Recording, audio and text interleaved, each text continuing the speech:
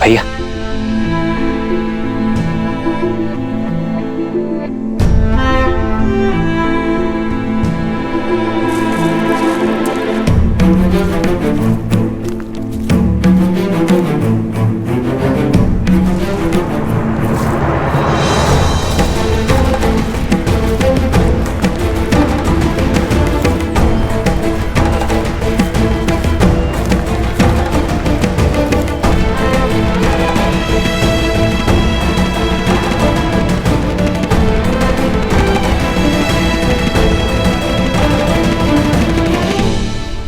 आप थक गए होंगे भैया, तनिक यहीं विश्राम कर लीजिए। मैं नहीं लक्ष्मण, जब एक नेत्र रो रही हो तो दूसरी विश्राम कैसे कर सकती है? मेरी सीता वहां पीड़ा में होगी, मुझे विश्राम करने की कोई आवश्यकता नहीं है। हमें शीघ्र ही माता शबरी तक पहुंचना होगा। आओ लक्ष्मण।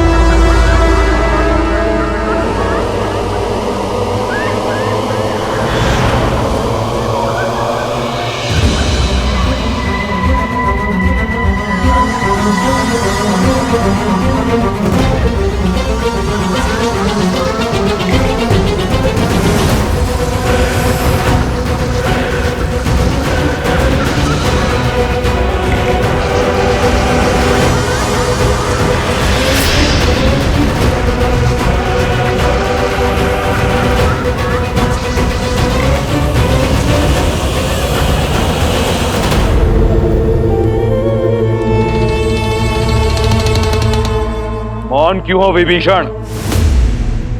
आज मेरे किस निर्णय ने धर्म का वध कैसे किया, बताओगे नहीं? भैया, सत्य कहूं तो आपका एक कर्म भी अधर्म है और कर्म का कारण भी। भैया, सब कुछ तो है आपके पास, शक्ति, सुख, समृद्धि, मेघनाथ जैसा आज्ञाकारी पुत्र, पतिव्रता पत्नी। भूमिका मत बांधो, सीधा सीधा विषय पर आओ। भैया, स्त्री चाहे शत्रुकुल की ही क्यों ना हो, वो सम्मान की अधिकारिणी है और स्त्री का हरण अधर्म है, पाप है। भैया, आप देवी सीता को लंका में लेकर नहीं आए, बल्कि विनाश का बीज बोया है आपने अशोक वाटिका में। किसी की हाय नहीं लेनी चाहिए, मेरा परामर्श मानिए। प्रश्न समूचे राक्षस साम्राज्य का है।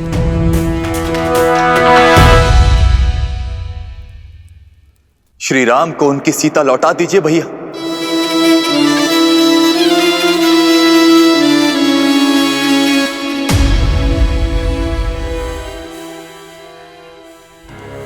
क्या आप सबका भी यही विचार है? दया आती है मुझे कि राक्षसों की सोच इतनी छोटी है। विभीषण, तुमने सबसे अधिक समय मेरे साथ बिताया है, परंतु फिर भी तुम मुझे समझ नहीं पाए। इस सभा में उपस्थित हर राक्षस मेरी दूरदर्शिता से कोसों दूर है। धर्म अधर्म के द्वंद्व में ये भी भूल गए कि रावण जो करता है एक उद्देश्य से करता है, और उद्देश्य है वयम राक्षसम, राक्षसों को सर्वश्रेष्ठ बनाना। सीता कोई साधारण स्त्री नहीं, राजा जनक की पुत्री है, एक मनुष्य है। 14 लोकों पर हमारा आधिपत्य है। देवता, असुर, राक्षस, यक्ष, गंधर्व, किन्नर, पशु, पक्षी, नाग, कीट, भूत, पिशाच, वेताल, सब पर हमारा आधिपत्य है। केवल मनुष्य ही हैं जिन पर हम अपना आधिपत्य स्थापित नहीं कर पाए, और सीता को यहां लाकर उससे रक्त विवाह करने का उद्देश्य यही है कि एक बार सीता हमारी हुई तो राक्षसों और मनुष्यों में एक सेतु बनाऊंगा मैं।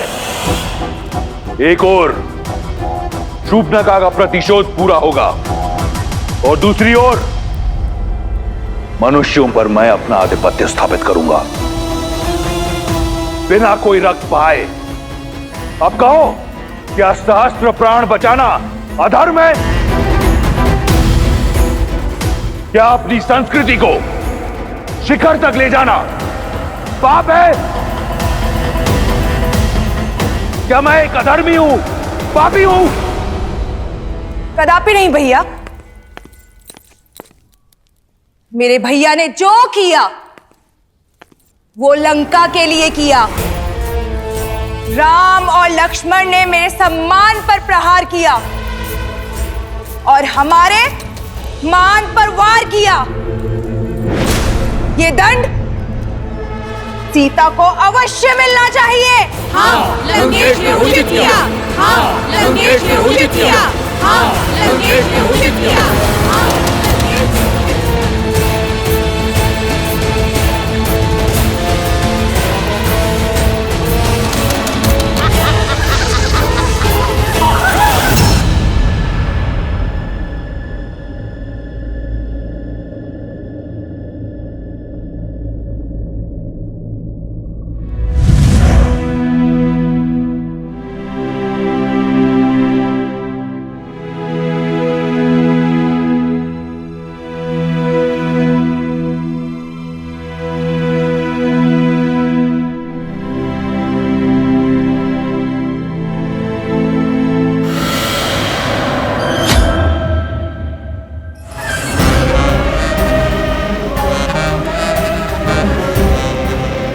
डरो मत, त्रिजटा तुम्हें मारने नहीं आई है। मैं तो सिर्फ ये देखने आई थी कि विधाता ने तुम्हें कैसे गढ़ा है। जिस लंकेश से विवाह करने के लिए तीनों लोक की सुंदरियां मरती हैं, उनका प्रस्ताव ठुकरा दिया तुमने। भला ऐसा कैसा साहस छिपा है इस कोमल काया में? अब मैं तुझे बताऊं मेरे अंदर क्या छिपा है। एक नरभक्षी। प्रार्थना करना कि लंकेश्वर तुम्हें स्वीकार कर ले, अन्यथा मैं तुम्हें अपना आहार बनाऊंगी। श्री राम, श्री राम। जिसका मंदिर अगर उसी देवता को पुकारा जाए तो इच्छा पूर्ण होती है मूर्ख। लंका का देव केवल दशानन है। अब तुम्हें केवल वही बचा सकते हैं। इसलिए राम का नाम भूलकर रावण के नाम का जप करना प्रारंभ करो।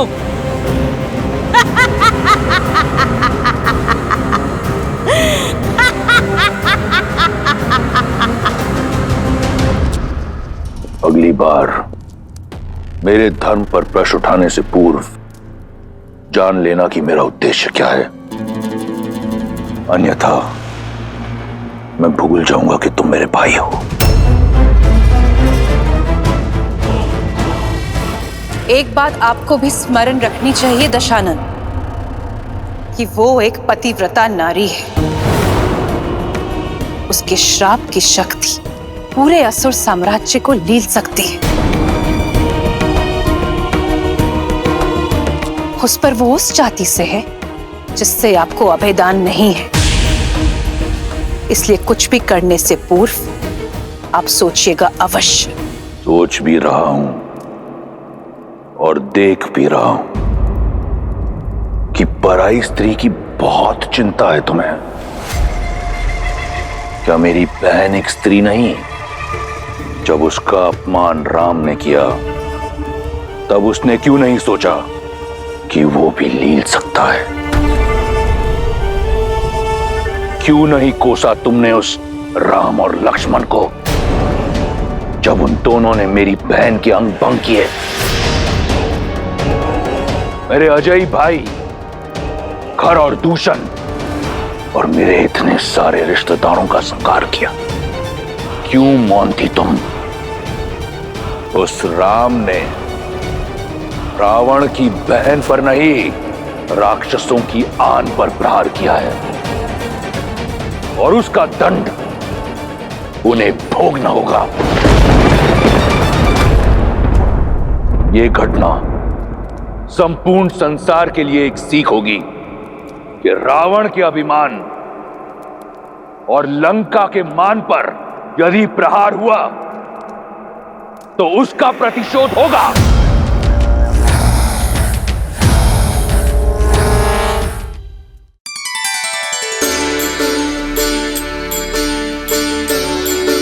राम राम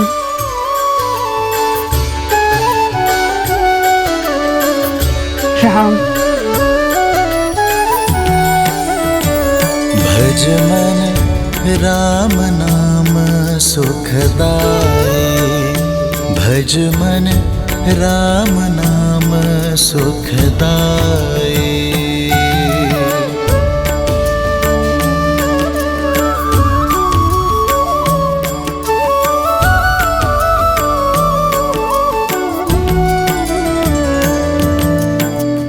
जी दर्शन से तर जाए नैया, तीही सूरत मन भाई। वो ही रघुवर की बन के मैया, चख चख बेर खबाई, चख चख बेर खबाई। भजु मन राम नाम सुखदाई, भजु मन राम नाम सुखदाई। राम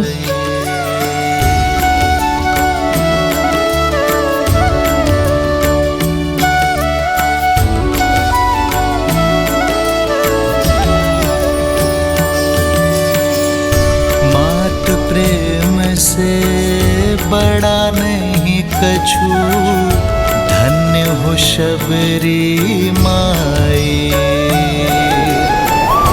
राम नाम जो कोई सेवत, सदा रहत सुखदाई। भजु मन राम नाम सुखदाई।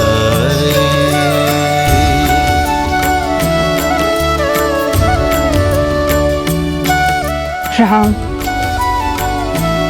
राम आएंगे।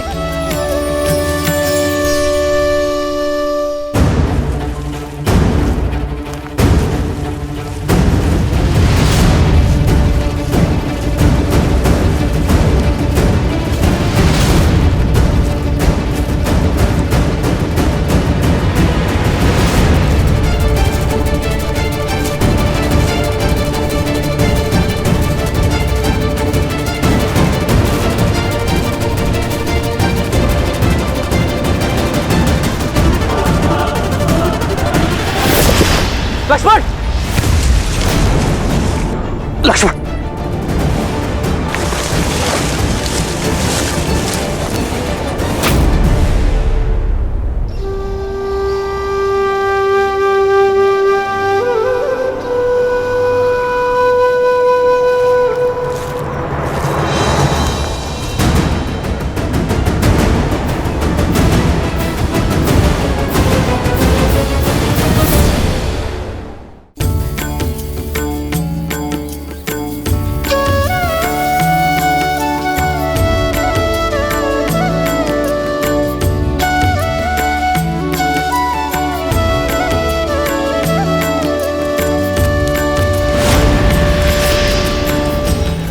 क्या? ये तो मैंने मेरे राम के लिए बिछाए थे। कौन है ये वनवासी जो वन मार्ग में पुष्प बिछाए बैठी है? मति भंग हो गई है इसकी। वर्षों से किसी राम की राह में पल के बिछाए प्रतीक्षा करते करते बुढ़ी हो गई है। प्रतिदिन आंगन सजाती है, पुष्प बिछाती रहती है और बुद्ध बुदाती रहती है किसी राम का नाम। कोई नहीं आएगा बुढ़ी माँ, अपने भगवान को याद करो और मुक्ति पालो। मेरे राम आएंगे, देखना। राम, मेरे राम आएंगे।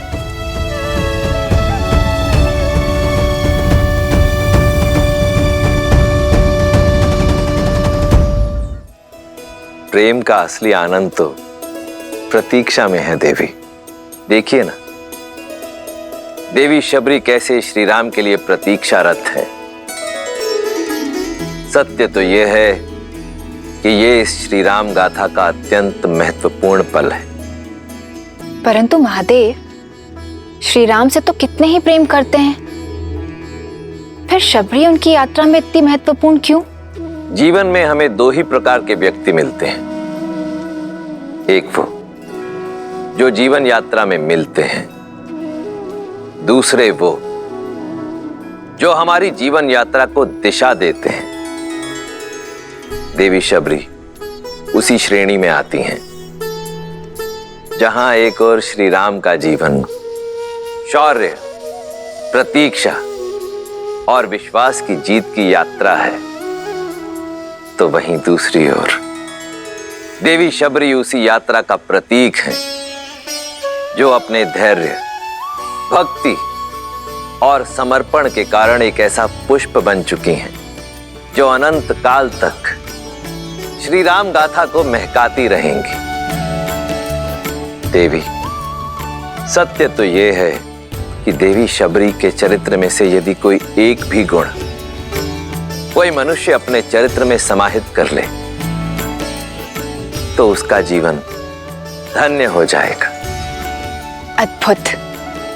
जिस शबरी के गुण गाते स्वयं महादेव नहीं थक रहे हैं, उस शबरी का परिचय मुझे भी दीजिए। अवश्य देवी। भीलों के कुनबे के एक मुखिया लखुता भील की इकलौती पुत्री थी शबरी। भोली, पवित्र, जो भौतिक नहीं मन के सुख चाहती थी। माता पिता ने छोटी आयु में ही शबरी का विवाह निश्चित कर दिया, परंतु शबरी, भक्ति और वैराग्य में लीन शबरी विवाह के बंधन में बंधना स्वीकार नहीं कर पाई। अपने घर परिवार को सदा के लिए छोड़ शबरी पंपा सरोवर के तट पर आ पहुंची।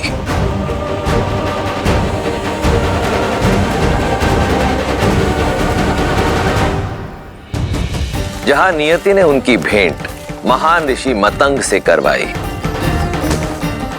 शबरी उनका मार्गदर्शन चाहती थी। मतंग के शिष्य और सहयोगियों ने शबरी के कुल के कारण उसका विरोध किया, पर मतंग ऋषि ने उसके मन की पवित्रता को भांपा और शबरी को अपनी शिष्या स्वीकार किया।